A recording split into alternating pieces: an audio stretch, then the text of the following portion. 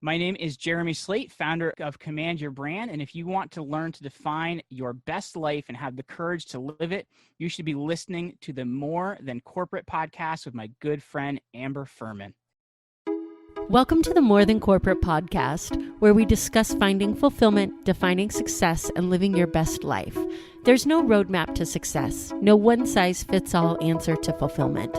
I believe it requires us all to be vulnerable and authentic about what we want to accomplish and have the courage to step out of our comfort zone to chase our dreams. Keep listening to hear stories from inspiring people who make it their mission to live their best life every day.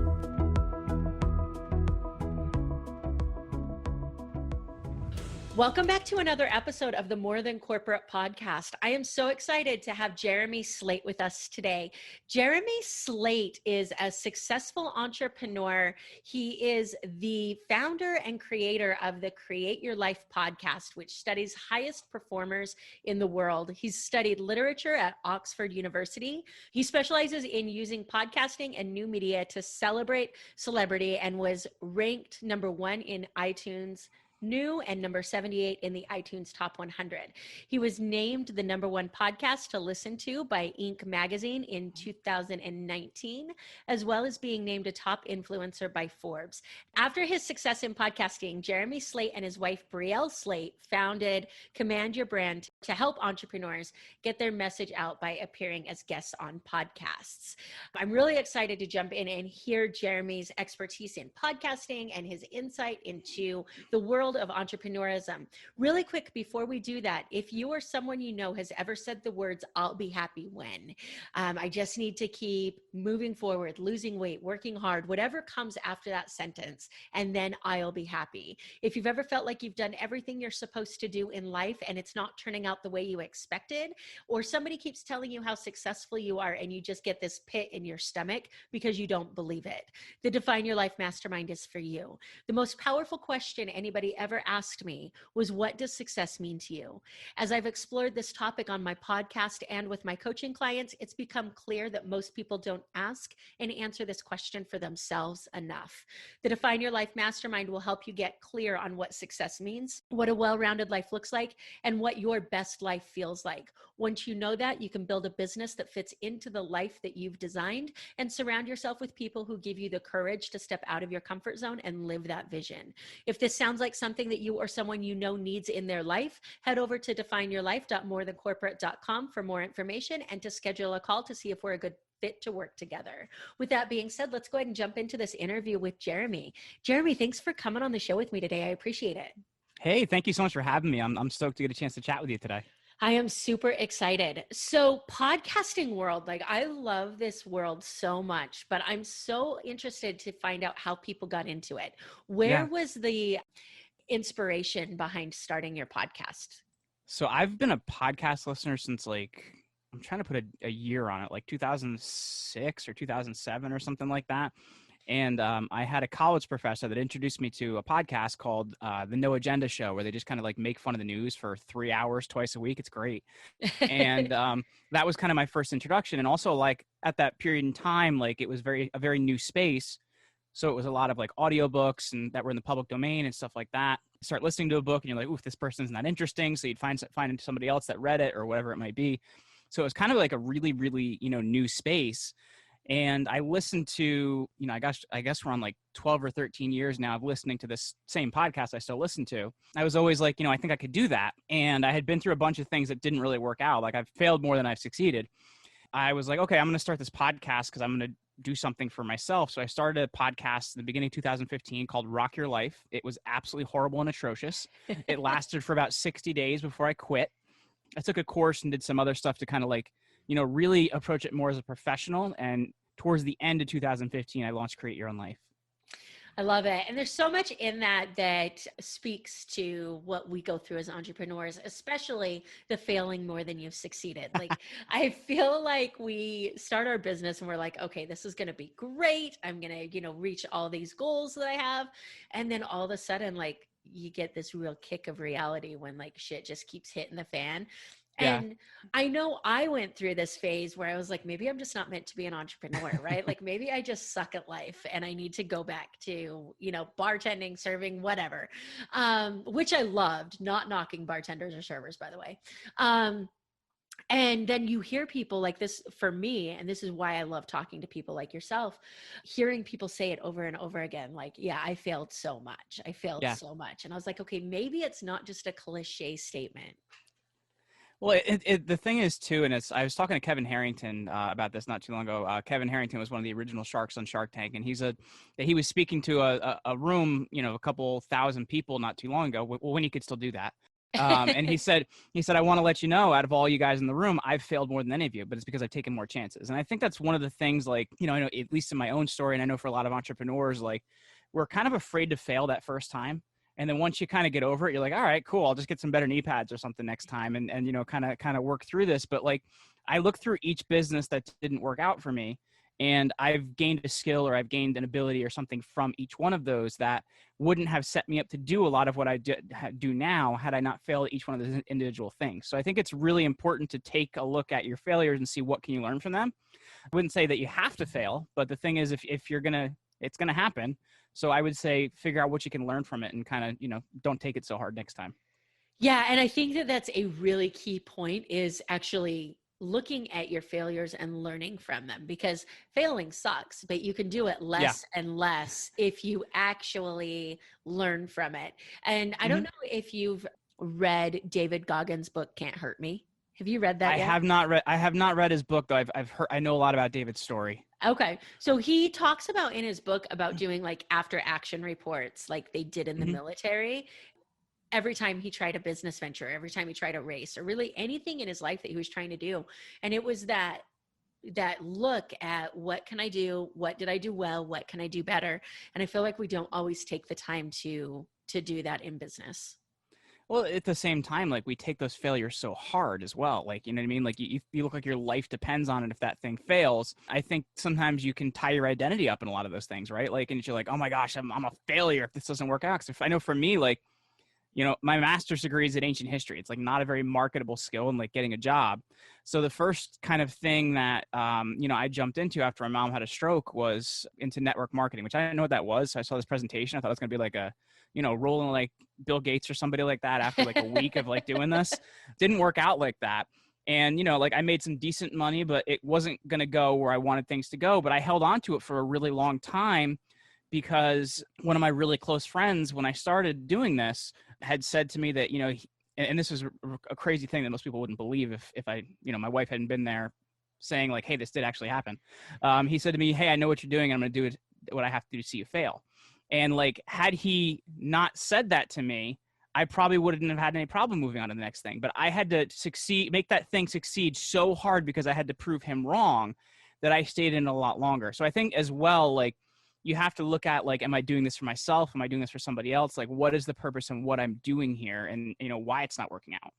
Yeah, I think that that's 100% accurate. And a lot of times we don't ask those questions, especially when it comes to committing to something Yeah. and then deciding whether or not we still want it, right? Yeah. Like we get so addicted to accomplishments. We get so addicted to Mm-hmm. like feeling that rush when something works out the way that it's supposed to, that I feel like sometimes we chase that instead of Yeah. chasing what we actually should be.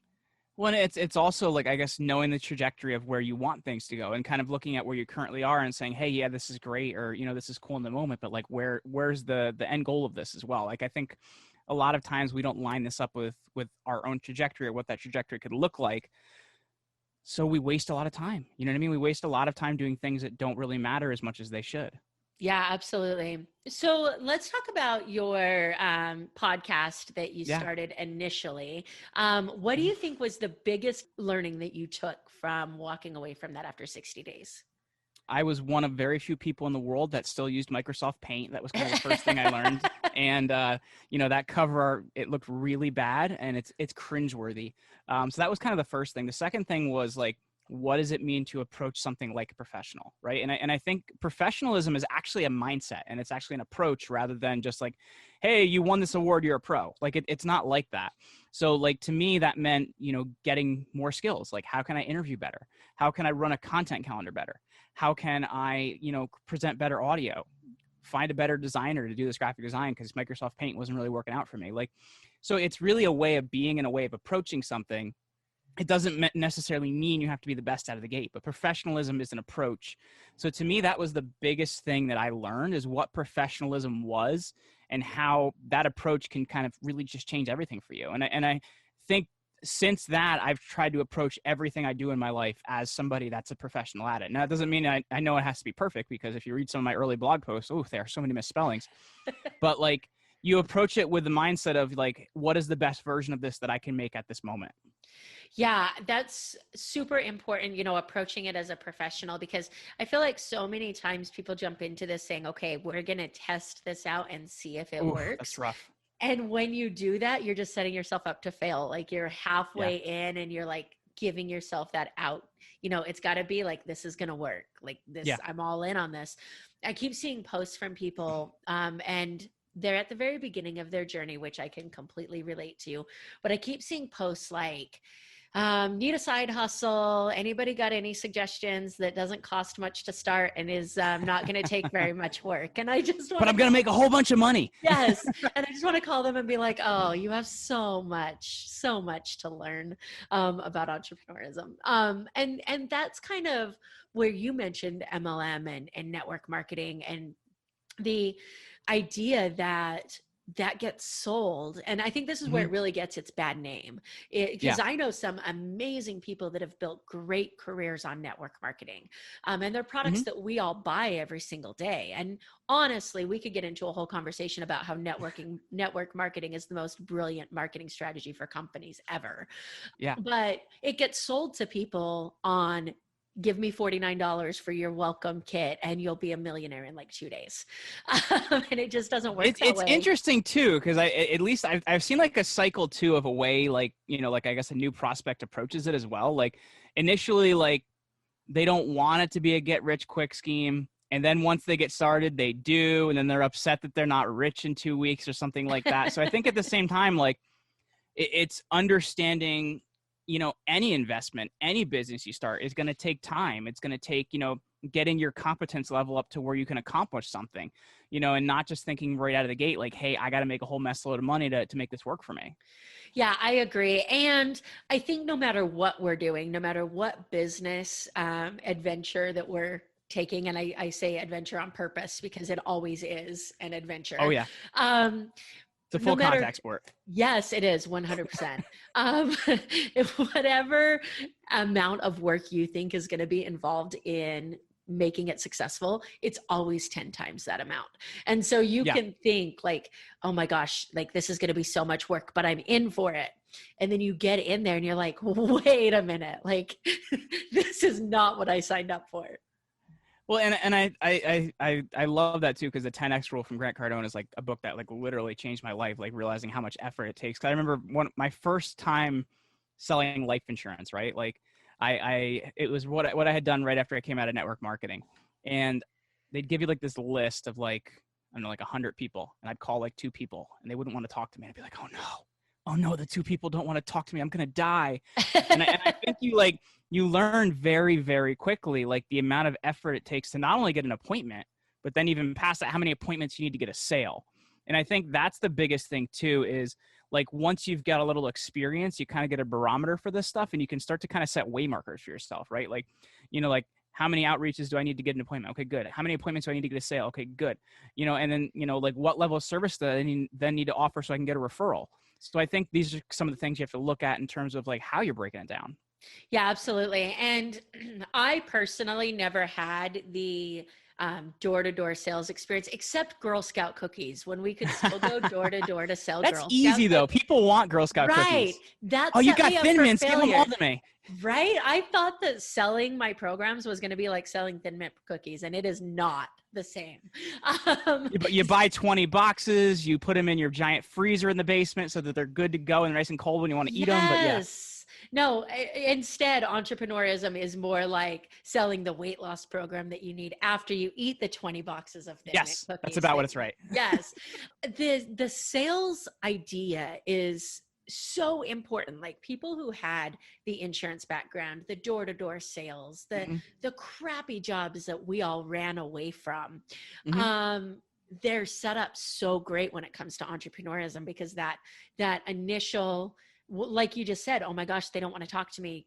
I guess nobody wants to talk to me, kind of goes Yeah. away. So we're in a digital age now where people are sending out blanket messages that sometimes have the right name in them and sometimes they don't. Or sometimes it says hello, first name fix or something like that. Yes, something like that. So what's your biggest piece of advice from somebody who has gone from the door-to-door sales to the insurance sales to now the virtual world, to somebody who's just starting out and trying to figure out how to make those connections in a valuable way? I will say, on a side note, as the other day I got somebody's chat bot message on Facebook from somebody that has a blue check mark, mind you, that was, hey, first name fix. And I'm like, Oh oh my gosh. no, You're like, oh please no, you're don't. supposed to be successful. What's happening? So that like wasn't good. But here's the thing I'll say, right? And I don't remember where I heard this stat from. So I guess we'd have to, figure that out. But if you look at the percentage of people that are in CEO roles or, high level leadership roles, a lot of them have some sort of sales background, because it is a different type of animal to have to kind of manage that, because you have to a lot of times motivate yourself. You have to hold yourself accountable. So I think it is a different type of person that holds that job.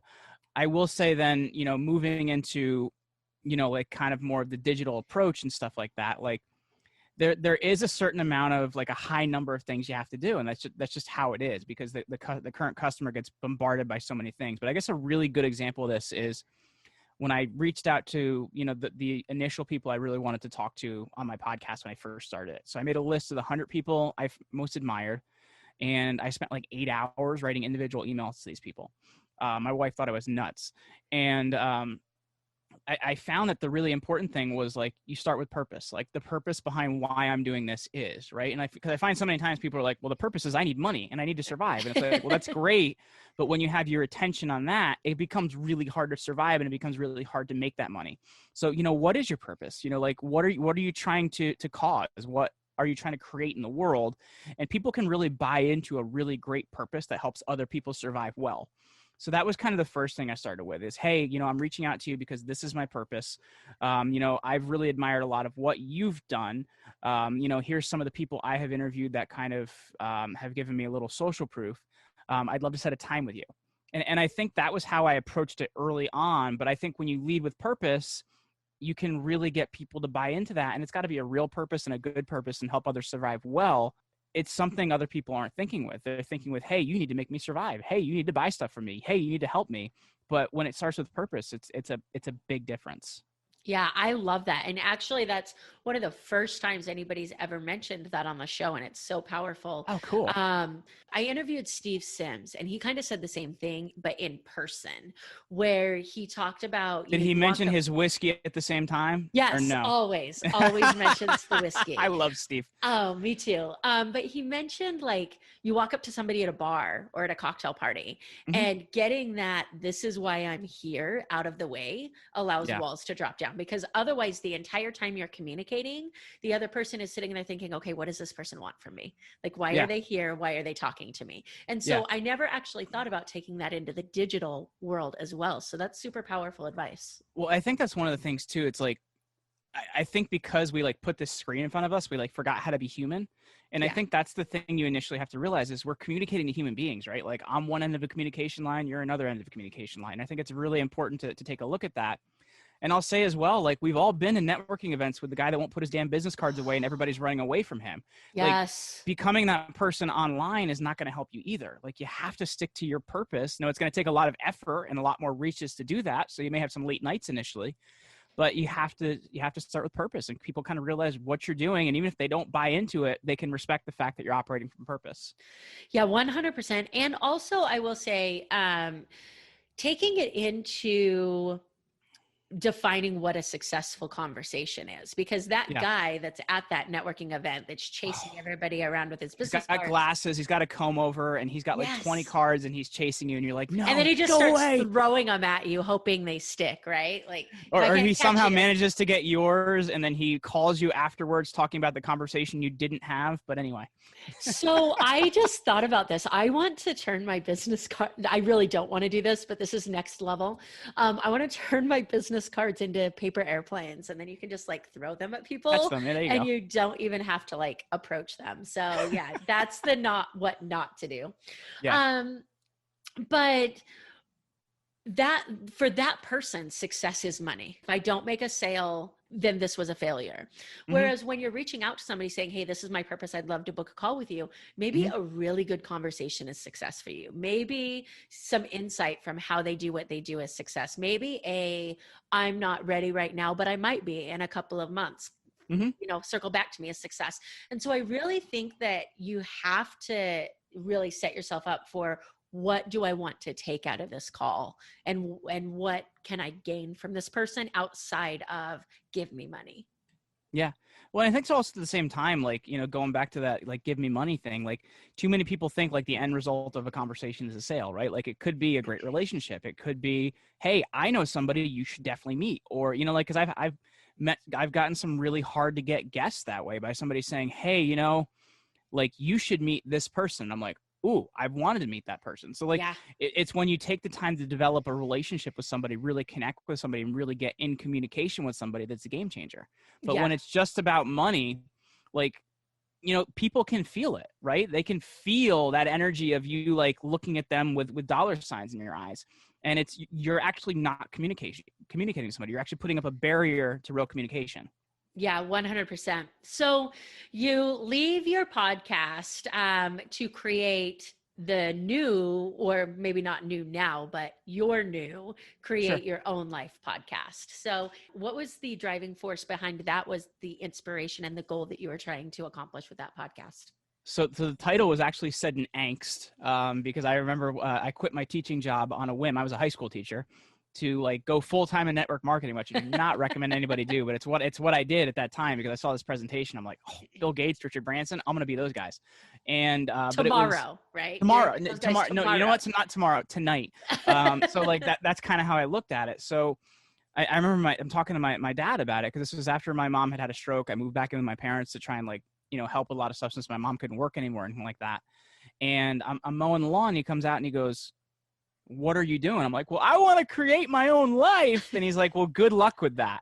So, I kind of, that's where the title kind of came from, in angst. But it initially started with, people that did it their own way, because like, I'm very highly educated. I have a master's. I have all these, degrees and whatever. I feel like to some extent we're sold a lie, right? And I feel like that's what happened to me. I made the decision to do it. I took the student loans. I did all that stuff. But at the same time, like, we're sold a lie, right? Like, you get highly educated, you get more education, you get all these different things, and you're going to get a job. It's at the end of the rainbow. And I think the actual thing that I've learned is it's actually more of a causative thing, right? Like you go out and you find what you want. You go out and you find an action plan to get there. So something that's causative is creation. And that's what creating your own life is. It's people that are doing it their own way, but at a very, very high level. And that's developed over time. It's become more to, world-class individuals, even above that, because I want to talk to people that are the best at what they do. But I think these things kind of develop over time. And it initially came from the standpoint of like, well, I want to look at people that, didn't do it the way you're quote unquote supposed to do it. And, that's really how I've looked at it. Yeah, that's super powerful. And we talk about conversation here, or college and education here all the time. And I'm not against education, but I think you just put it best. I'm against education when you're doing it because you think it's going to bring an end result. Because you're right. At least our generation, I think it's changing a little bit with entrepreneurism being such a high focal point right now. And you're seeing these kids that are like 7 and they're out running their own businesses. But in our generation, it was high school, college, get a job. And Yeah. like you just said, it was expected. Nobody ever told us that we were going to have to actually fight for that job. We were Yeah. just supposed to get it because we had the college degree. And the problem that happens then is you get out of college and everybody's got a college degree. So now you need a master's degree, but then you get a master's degree, but you're too highly qualified to start out in any career, and you end up in a catch-22. So I think one of the real problems, Amber, is the thing that's actually missing. And it happened before the Industrial Revolution and kind of stopped for the most part, unless you're in a trade career, in the last 100 years. And that's something called apprenticeships. You worked under somebody for a period of time. You got better at it and kept doing it, decided you didn't like it and did something else. I think at 17, 18, or 19 years old, to ask somebody what they're going to do for the rest of their life when the career they're getting educated for probably doesn't even exist in 10 years after they're done with that education, it's just too much to ask. There needs to be some more doing this, right? There needs to be some more like, hey, go out and try to do that career for a little bit and work under somebody, file all their paperwork, whatever it is that you're going to do, like get some life experience. And then if you still feel that you need that education to have that career, go do it. But, there needs to be some life experience first. Yeah, I 100% agree. And I would even take it further back. I've said a couple of times that what do you want to be when you grow up is one of my least favorite questions to ask kids. Like, Taller. I think it's awful. Taller, right? It never happened, though. I'm still 5'6". No, I love the kid where, because we start asking this question to people when they're like 6. Yeah. And so I love the kid that's like everything. I just want to be everything. Like, you are my people. Yeah. But I feel like from such a young age, we're putting in kids' heads, okay, tell me what you want to be. Like, forget life now. What are we going to work towards? And that idea of forget life now and work towards something is what causes midlife crises and meltdowns and career changes and all that stuff. Like, live your life now and then grow. We're also like, we're building good little automatons too. Like, you know what I mean? Like people that are rule followers and people that don't think outside, like our education system was built to make employees. It wasn't built to make business owners and entrepreneurs. Like, we're fixing up my parents' house right now because they're probably looking to move within the next year or so. And I found that for some reason, my mom saved every report card or progress report that I ever got. I'm like, holy crap, Mom, you're out of control. So last weekend, my wife and I were pulling these out and we're reading these. And like, one of them was from my first grade teacher. And it was like, Jeremy needs to learn to talk less in class and stop asking questions. And I'm like, wait, isn't that what we want people to do? So it was like he talks too much. He thinks for himself too much. Like, it's like a lot of these problems that are things that make me successful now are what teachers didn't like about me when I was in school. And I think that the problem is we need to address the education system in a little bit of a different way, because we're just making people that sit and follow rules and don't think outside of the box. And people that think outside of the box make cool businesses. They solve problems. They create the future. But we're kind of taking it out of people. Yeah, I 100% agree with that. And it's so funny that you say that, because just this morning, scrolling through my wonderful Facebook feed that I do every morning, there was a meme that said, shout out to all the successful entrepreneurs who have a report card that says they talk too much. It's so true. I got kicked out of kindergarten for singing Friends in Low Places by Garth Brooks, and I shouldn't know what Whiskey and Rye were yet, but I was still singing that song. Of course. And by the way, you're totally my people. So it's like, I'm a music nerd, and it just, yeah. So your podcast, where can people find it? Is it on all podcasting platforms? Yeah, so they can find it in any platform out there, but the easy way is actually if they go to jeremyryanslate.com, and there'll be a link and they can grab it on whatever platform they like. Perfect. So when did this turn into the command your brand idea, the idea of taking what you've learned from your podcasting experiences and helping other entrepreneurs? Well, it's never a finished idea out of the box, because what happened is I had a lot of people start saying like, hey, can you do this for me? Because they saw the idea of a podcast. Like, that's kind of cool. Like, you're doing a lot of cool stuff with it. Could you do this for me? So I started this, we called it a podcast in a box, and I didn't know what virtual assistants were. I didn't know how to hire anybody. So it was me. And then once in a while it was my wife. So it was pretty much just me and then, my dog. And I designed your website. I put together your social media. I booked your guests. I edited your podcast. I put together your interview flow. I blah, blah, blah, blah, blah, blah. I did all these different things like around it. So like I was getting paid like $1.99 an hour because I was doing so much work around it, and I wasn't making enough money around that. But like, since my wife is brilliant and she's been in PR for a really long time, one of the things we were doing is when we were launching podcasts, we were getting people on other shows because it kind of logistically makes sense, right? Like if you want to get people listening to your show, get in front of people that listen to shows, like it just kind of makes sense. So what happened was a lot of the people that we were building shows for were like, hey, I really appreciate all the hard work you're doing for the show. You're booking some cool guests for me, but this is a lot of work, even though you're still doing everything. I don't want to do all this stuff. Like, how about we just put me on podcast instead? I'm like, okay, I can cut out that 80%. That works. And we just started focusing on the 20% that worked. And we have just really looked at making that better and better and better over the years. Like, version 1.0 is very different than version, 107.0. Like it kind of develops, but we've always tried to keep the main thing, like, how can we make this better? How can we do a better job at this? How can we process this more? And I think that's where a lot of business owners get into trouble, is they don't document. They don't write up processes. They don't figure out, what everything looks like so they can put somebody else there and they can go do the next thing. But, they create kind of like this prison for themselves. So like, it's always, how can I make it better? And how can I, enable somebody else to do it better than I can? You mean you have to let go of control if you want to grow your business? It's so hard though. Yeah. The crazy thing is too, is you'll put somebody there that actually, because they can put their full attention to it, does a better job than you. And you're like, whoa. Yeah.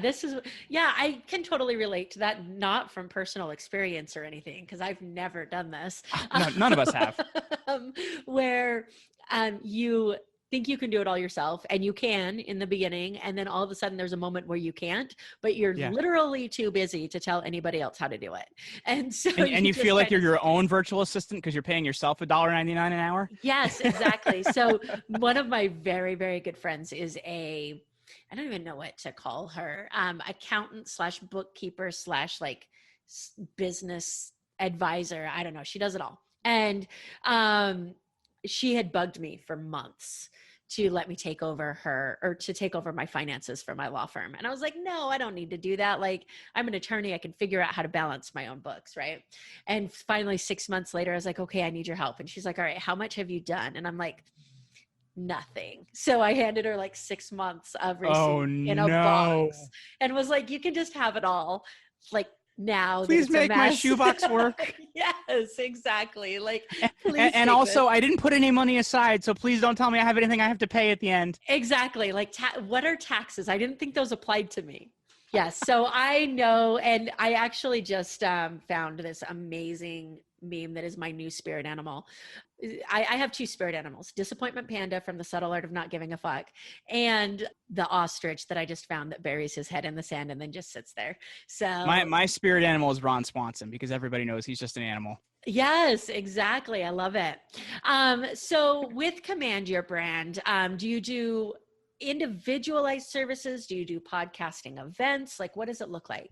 Yeah, so we're more focused on, like, we're operating as a PR agency. So like I said, my wife's been in the PR space for a really long time. So we have 7 publicists on our team now. And really what we're focused on is figuring out, like, what does your ideal customer or client look like? Where do they live? Who do they talk to? Who do they listen to? Who are their opinion leaders?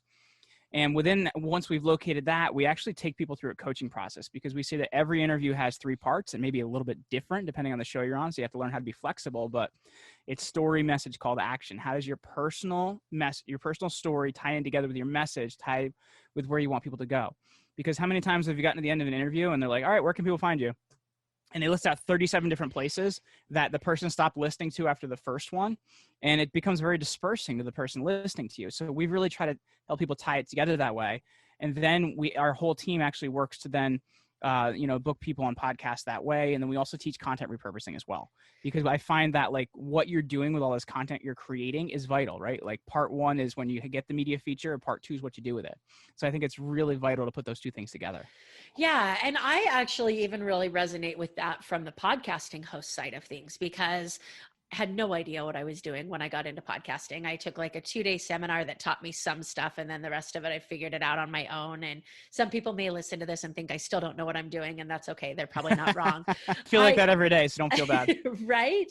So I have now 105 episodes of my podcast, and all of a sudden I'm like, I could repurpose this content, but now you have 105 episodes to go through. And Yeah. so getting that started from the beginning and thinking of repurposing content from the very beginning takes away all the hours that I'm currently spending creating my repurposed content. Well, and that's honestly one of the reasons I started a podcast, right? Like I call it the 5 ways to repurpose content, and I hope I'm going to remember all 5 here. But like, you start with a blog post, right? You take that blog post and you take the content and you find an expert and you create a podcast episode out of it. Then you take that podcast episode and you actually turn it into a transcript. Now you can turn that transcript into quote cards and do all these different things with it. So like, it's about taking that one piece of content and figuring out how you can use it in all these different places and deliver your message in the right places, rather than kind of, trying to spin a whole bunch of plates at the same time. Yeah, I love it. So if anybody is interested in learning more about Command Your Brand, is that on your website as well, or do you have a different website to send them to? So the best place to go for that is going to be commandyourbrand.com, and they can find out all about our services, all about our team, and how we can really help them best. I love it. I want to switch gears just a little bit and move into Sure. the success element. I always love finding out what people think success means to them because it's different for everybody. And like I said, I'm 105 episodes in and I have never gotten the same answer. And that's amazing. So for you, how do you define success? What does it mean to you?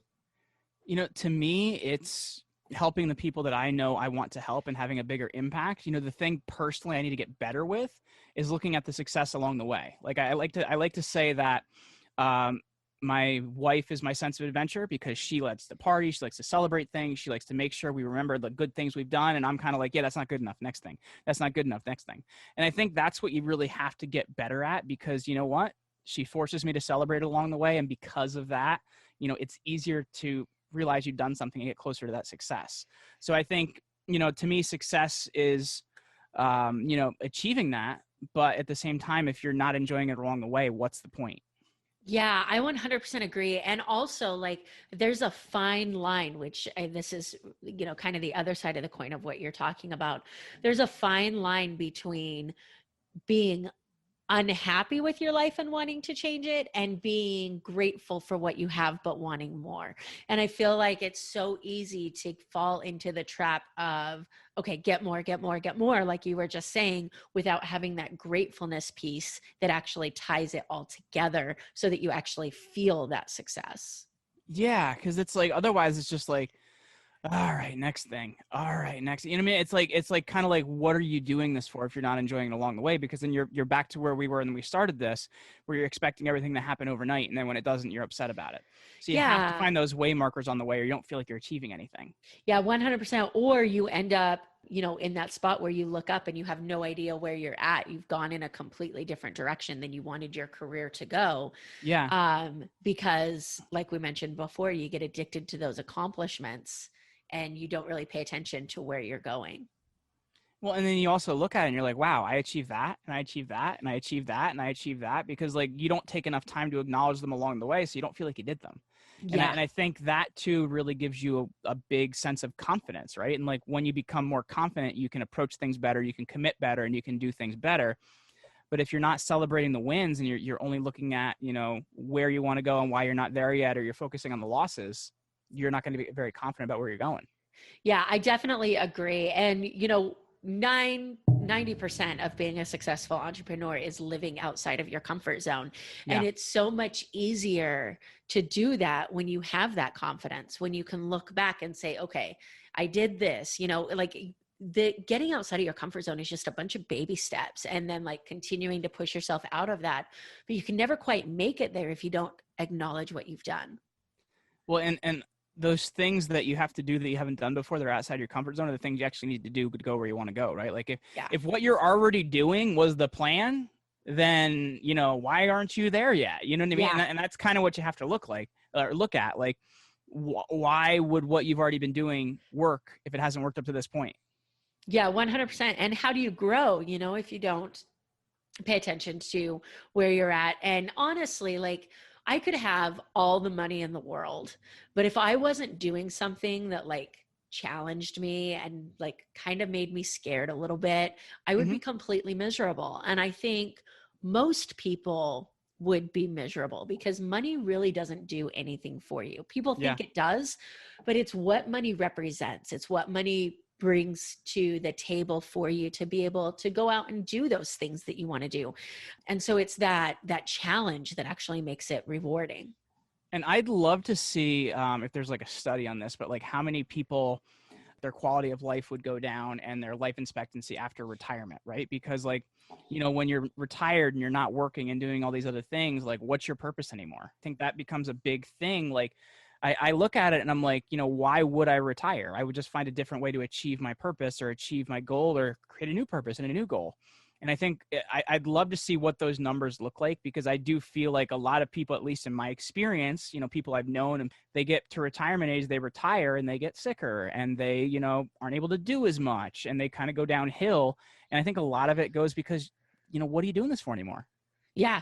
Well, and I also, like you said, your identity gets tied up in that. And that's the danger of work until you're 65, retire, and then live your life, is you don't know what life to live. Yeah. Work until you die pretty much. Yeah, basically. I'm interested to know, because comfort zones, they grow, they stretch, they never go away, right? So no matter how successful you get, you always have that thing that terrifies you that you're moving towards. How do you personally kind of push yourself back, that voice in your head that's telling you that this is an awful idea, that you can't do this? Like, how do you push past that? Do you have resources you rely on, or what's your method?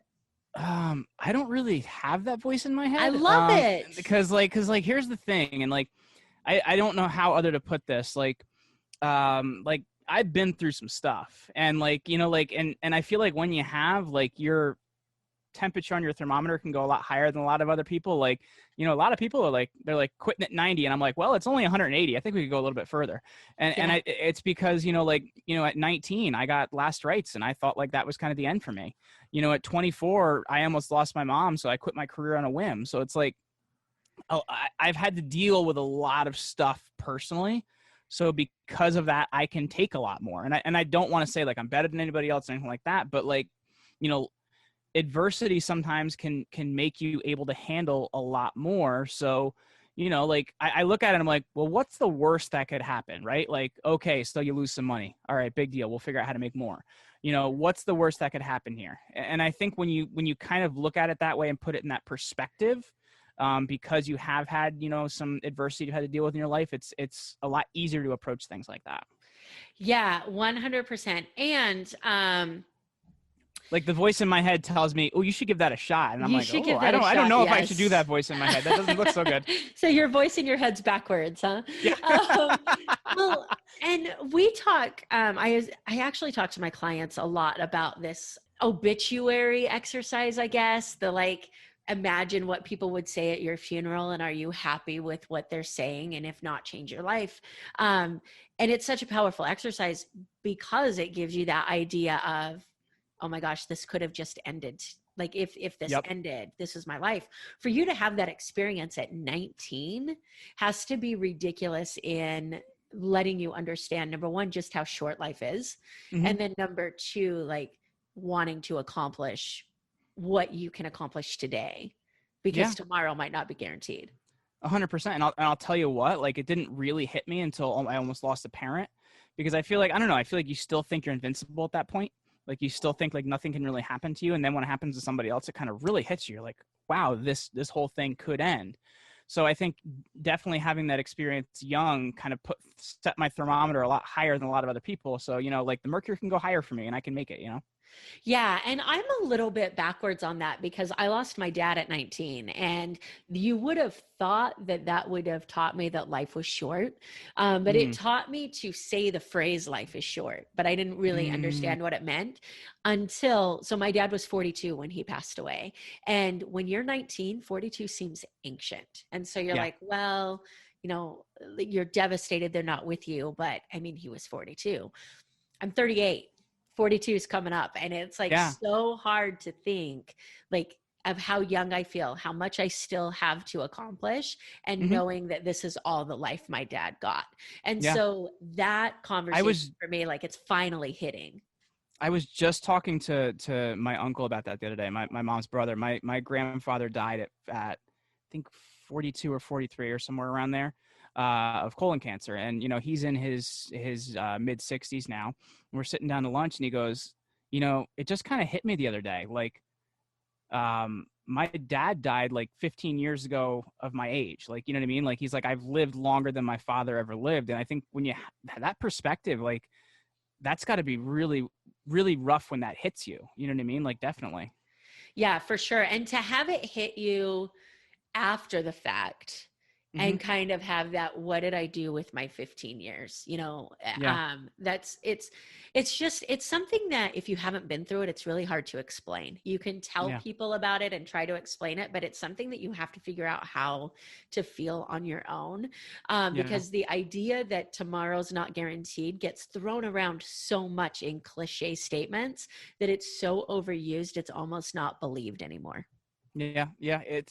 I do feel like in society as a whole, we operate on so many cliches because everybody's read it in a business book, or Jim Rohn said it, or they grabbed it somewhere and they've memorized it, but they don't believe it and they haven't experienced it and they don't know what it is. So yeah, we operate too much on cliches. We have to operate on reality. That's powerful. What's coming up in the future that you're excited for with your business, with your podcast? Like, what's on the horizon for you? So I've been telling myself for 4 years that I'm not ready to write a book. So I actually just signed with a publisher last week, and we have started the process of finally, working on a book of a lot of what I've learned about diversity and stuff from a lot of the podcast guests that I've interviewed. So that's kind of the biggest, most exciting thing that, we're working on right now. I was always telling myself I'm not ready, and I was told by many people, you're crazy. So, the time has come. That's awesome. Let me know when that comes out. I'd be interested in checking it out. Do you guys have a timeline for it? Do you have a goal for when you want to have that written? So we actually have a meeting next week to kind of lay out a lot of that stuff. But we had all of our initial stuff the last, week or so. So, very early stages, but very exciting. That's awesome. Congratulations on that. That's a big step. And lastly, if you could give any piece of advice to new entrepreneurs or to anybody who's looking to enter the entrepreneurial space, what is one thing that you just wish that you had known back when you started? So I guess I'm considered a millennial because I'm like somewhere in that age. I'm 33. So like, like my generation's kind of screwed a lot of stuff up. And I'll say from the viewpoint of like, they think that their purpose needs to come down from the skies and the cherubim and seraphim start blowing their trumpets and you know what you're going to do and you're going to be so happy that you're never going to work a day in your life. And it's just not like that. There's a book that I read by Cal Newport called So Good They Can't Ignore You. And I just recommend all of your listeners pick up that book and read that book because Cal talks about the idea of finding something you're good at. And you get better at it and better at it and better at it till it becomes effortless and it kind of gets you to the next level. And you start to find, hey, you become passionate about it. And it's not about pursuing your passion out of the gate because you don't always know what that is. And you can waste a lot of time trying to find it. Find something you're good at, focus on it, and you'll find passion. Yeah, that's super important because I do feel like so many people, especially in the entrepreneurial space, say, oh, I wasn't born to be an entrepreneur. I wasn't an entrepreneur when I was a kid. Yeah. I didn't have lemonade stands when I was 7, so I can't have a business now. And so I love that, like, and your purpose doesn't have to be, like you just said, coming from the sky, but it doesn't have to be this magnificent, life-changing purpose. Yeah. Like whatever it is for you, like it's okay. That's what it is. And it can develop. Like it's never fully developed. You know what I mean? It's like you can kind of make that better and better and better, and your life changes sometimes. So you can pivot, and that's fine. I love it.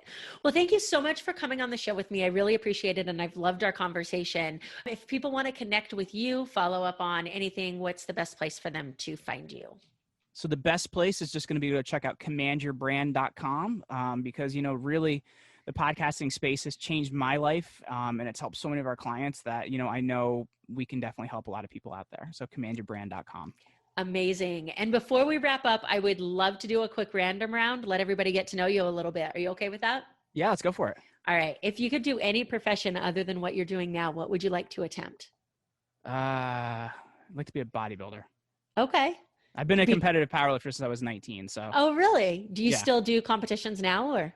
No, because I was walking around at 215 and stuff like that. And I kind of realized like you can't wear nice suits and stuff like that. So I'm down like 170 pounds. Okay. Time travel. If you could time travel, where would you go and why?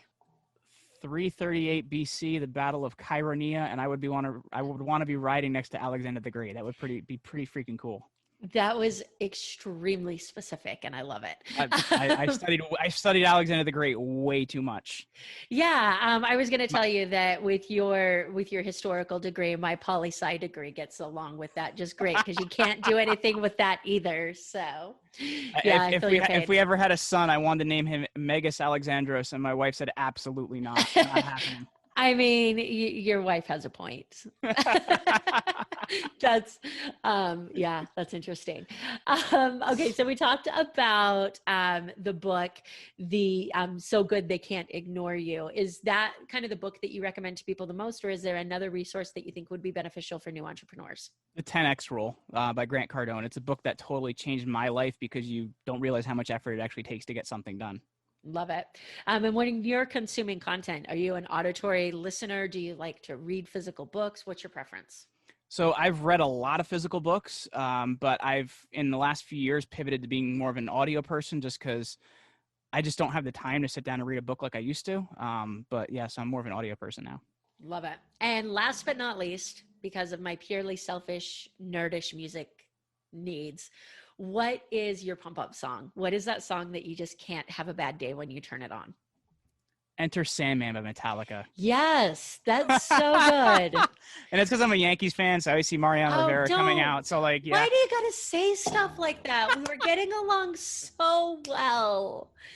So well. I'm a Red Sox fan. Oh, I feel sorry. I mean, I thought we were going to be able to be friends, and then you throw out the Yankees. Like, how do you go from Garth Brooks to the Yankees? Like, I connected so much with Garth Brooks. Because I'm from New Jersey. So, it's like we kind of think we're country, but we're not really.